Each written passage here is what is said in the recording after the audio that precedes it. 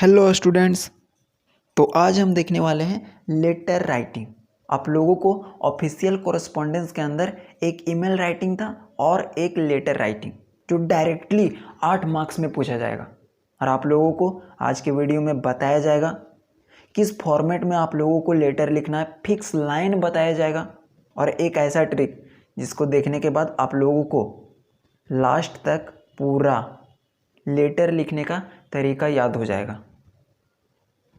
तो आप लोगों को पता होगा, पिछले वीडियो में भी बताए हैं कि लेटर ऑफिशियल का मतलब आधिकारिक पत्राचार, मतलब अधिकारी के पास जनरली लिखते हैं। और अगर अनऑफिशियल दे दे, लेकिन आप लोगों का एग्जाम में वो नहीं पूछेगा, जैसे भाई के पास, दोस्त के पास, फादर के पास, तो ये सब अनऑफिशियल होता है। तो वो लेटर आप लोगों को लिखने के लिए नहीं आएगा, आप लोगों को आएगा तो ऑफिशियल लेटर ही रहेगा। तो इसका सबसे पहले फॉर्मेट देख लेते हैं और फिक्स लाइन भी देखेंगे जो आप लोगों को कंप्लीट कर लेना है, और वो सब लाइन को फिक्स एग्जाम में लिखना ही है। तो देखिए, कोई भी लेटर आ जाए ऑफिशियल के अंतर्गत तो उसका फॉर्मेट सिंपल सा ये है। देखिए, सबसे पहले आप लोगों को सेंडर एड्रेस लिखना है, फिर डेट लिखना है, फिर रिसीवर एड्रेस लिखना है। अब ये सेंडर एड्रेस का मतलब क्या? अगर आप लेटर लिख रहे हैं तो आपका एड्रेस, अदरवाइज क्वेश्चंस में दिया रहेगा कि पत्र लिखने वाला इंसान कौन है और उसका एड्रेस भी दिया रहेगा। दूसरा डेट तो आप लोगों को पता ही रहता है, लेकिन इसको भी लिखने का एक तरीका है। अगर आप उस तरीके से नहीं लिखें तो भी इसका मार्क्स कटेगा। तीसरा चीज़ रिसीवर्स एड्रेस, जिसके पास आप लेटर को लिख रहे हैं। 3 हो गया। चौथा सब्जेक्ट, किस बारे में आप लेटर लिख रहे हैं। और 5वां में है डियर सर। तो देखिए, सबसे पहले sender address, date, receiver address, subject, dear sir. उसके बाद यहाँ पे मात्र 3 पैराग्राफ लिखना है। इतना तो कोई भी लेटर आएगा उसमें लिखना है। उसके बाद 3 पैराग्राफ लिखना है आप लोगों को मात्र। First paragraph, second paragraph and third paragraph. First paragraph में क्या लिखना है आगे बताया जाएगा। और जनरली आप लोगों को एग्जाम में जो क्वेश्चंस पूछा जाता है वो भी लेटर आप लोगों को बताने वाले हैं। मैक्सिमम टाइम वही पूछता है। थर्ड पैराग्राफ लिखने के बाद लास्ट में thank you your faithfully NKY, मतलब अपना नाम लिख देना है। अगर नाम नहीं दिया गया है ABCXYZ कुछ भी लिख सकते हैं। तो ये था सिंपल सा फॉर्मेट। अब इसको याद करना बहुत ही सिंपल है। आप इसको एक सिंपल सा ट्रिक से याद रखेंगे, वो आगे हम बताएंगे। तो अब देखते हैं कि ये फिक्स लाइन क्या है। यहाँ पे फर्स्ट पैराग्राफ में वही लिखना है, सेकेंड में भी वही लिखना है, थर्ड में भी वही लिखना है। अब क्या लिखना है वो आगे देखते हैं। देखिए, यहाँ पे एक लेटर का एग्जाम्पल बताया गया है और फर्स्ट पैराग्राफ, सेकेंड पैराग्राफ और थर्ड पैराग्राफ में क्या लिखना है सेम टू सेम एग्जामिनेशन में भी वही लिखना है। इसमें किसी प्रकार का कोई चेंजिंग नहीं करना है। और आप लोगों का मैक्सिमम क्वेश्चन आता है ना, वो लेटर टू द एडिटर आता है कि आपके मोहल्ले में बहुत ज़्यादा कचरा फैल गया है, इसको लेकर के लेटर लिखना रहता है। या फिर साउंड पोल्यूशन बहुत ज़्यादा हो रहा है, एग्ज़ाम के टाइम पे बाहर के लोग बहुत ज़्यादा साउंड बजा रहे हैं, जिसके कारण आप लोगों को बहुत ज़्यादा प्रॉब्लम हो रहा है स्टडी करने में। तो यहाँ से देखिए, write a letter to the editor of Times of India. हम लोगों को रिसीवर का एड्रेस पता चल गया। किसको लिखना है? Times of India. रिगार्डिंग किसके बारे में? Bad condition of road in your area. आपके एरिया में रोड की हालत बहुत ख़राब है, इसके लिए आपको एडिटर के पास पत्र लिखना है। एंड टू टेक एक्शन, ताकि वो एक्शन ले सके। तो सेम टू सेम वही फॉर्मेट में हम लोग लिखेंगे।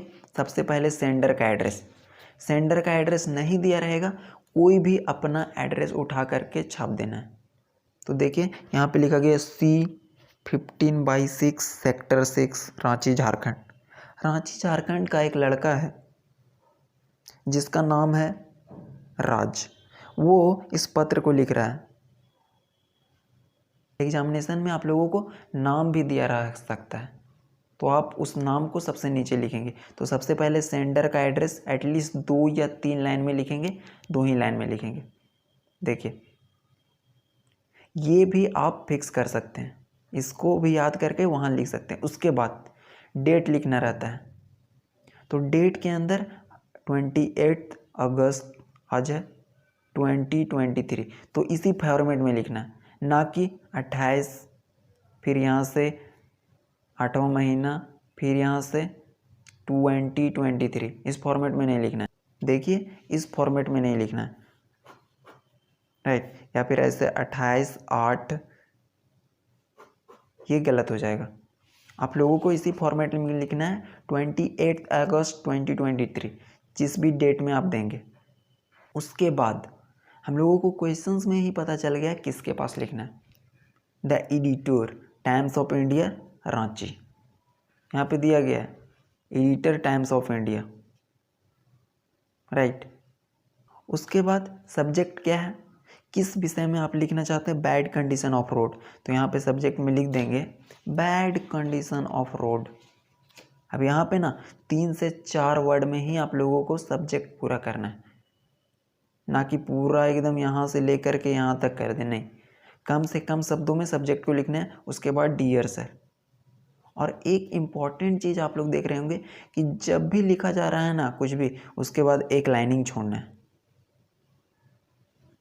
ये सब का भी मार्क्स मिलता है, एक एक लाइन छोड़ने का, ये फॉर्मेट लिखने का। कोई अगर यहीं तक भी लिख लेता है ना तो उसको भी आधा मार्क्स मिल जाएगा। उसके बाद आप लोगों को लिखना है फर्स्ट कॉलम में एकदम फिक्स्ड लाइन, इसको स्टार्ट करके लिखना है। कोई भी लेटर टू द एडिटर आता है, आप लोगों को यही लाइन छापना है, through the column of your esteem newspaper. आपके न्यूज़पेपर के माध्यम से I would like to draw your attention of the concern authorities. जो भी संबंधित अधिकारी हैं उनका हम ध्यान आकर्षित करना चाहते हैं। ये लाइन फिक्स है कि आपके न्यूज़पेपर के माध्यम से मैं उन अधिकारियों का ध्यान खींचना चाहता हूँ। और कौन अधिकारी, जो इससे रिलेटेड होंगे, बैड कंडीशन ऑफ रोड से रिलेटेड। अगर यहाँ पे आपके मोहल्ले में बहुत ज़्यादा कचरा हो गया है तो उससे रिलेटेड हम लिखेंगे गार्बेज इन आवर कॉलोनी। अगर कुछ बदमाश लोग रास्ते में चलने वाले लोगों को परेशान करते हैं तो उसके बारे में लिखेंगे। अगर कुछ बाइकर्स हैं तो बहुत स्पीड में बाइक चला करके जाते हैं आपकी कॉलोनी से, तो उसके बारे में लिखेंगे। सब्जेक्ट में तो जो दिया रहेगा उसको लिखेंगे। उसके बाद ये तो फिक्स है। उसके बाद यहाँ पे जो लिखा गया है ना, इसमें लिखना है क्या, subject about bad condition of road, road का बैड कंडीशन के बारे में। तो ये फर्स्ट पैराग्राफ में यही लिखना है। उसके बाद सेकेंड पैराग्राफ में आते हैं, यहाँ से छोड़ना है। उसके बाद ये फर्स्ट है, ये तो फिक्स है। उसके बाद सेकेंड में क्या लिखना है कि जो बैड कंडीशन ऑफ रोड है उसके कारण क्या क्या प्रॉब्लम आती है आप लोगों को, उसके बारे में लिखना है। तो इसमें आप सिंपल सा लिख देंगे कि बैड कंडीशन ऑफ रोड के कारण एक्सीडेंट हर 2 दिन में देखने को मिलता है। वहाँ पे छोटे बच्चे साइकिल चलाते गिर जाते हैं। जब बरसात का मौसम आता है तो वहाँ पे पानी भर जाता है, जिसके कारण में चलने में और भी दिक्कत होने लगती है। उस जमे हुए पानी के कारण और भी प्रकार की बीमारियाँ शुरू हो जाती है। तो ये सब प्रॉब्लम के बारे में लिखना है और ये सब आप लिखने में एक्सपर्ट है। अगर यहीं पे बैड कंडीशन ऑफ रोड के जगह पे कोई दूसरा कंडीशन रहता, क्या आपके एरिया में बहुत ज़्यादा साउंड पोल्यूशन हो रहा है, मतलब साउंड बजाया जा रहा है आपके एग्जामिनेशन के दौरान, तो आप लिखेंगे कि एग्जामिनेशन में बहुत ज़्यादा साउंड बजाया जा रहा है जिसके कारण पढ़ने में दिक्कत हो रही है। एग्जामिनेशन भी हम लोगों का बहुत ही करीब है। तो ये सब चीज़ें आप यहाँ पे लिख देंगे सेकेंड पैराग्राफ में। जितना ज़्यादा लिख सकते हैं लिख दीजिए।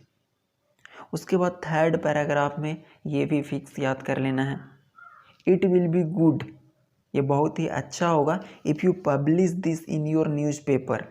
किसको बोल रहे हैं, एडिटर को बोल रहे हैं कि ये बहुत ही अच्छा होगा कि आप मेरे इस लेटर को अपने न्यूज़पेपर में पब्लिश कर दीजिए।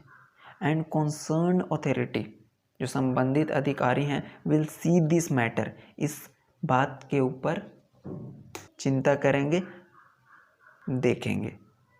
एंड टेक नीडफुल एक्शन, जो भी ज़रूरत का एक्शन होगा वो ज़रूर लेंगे।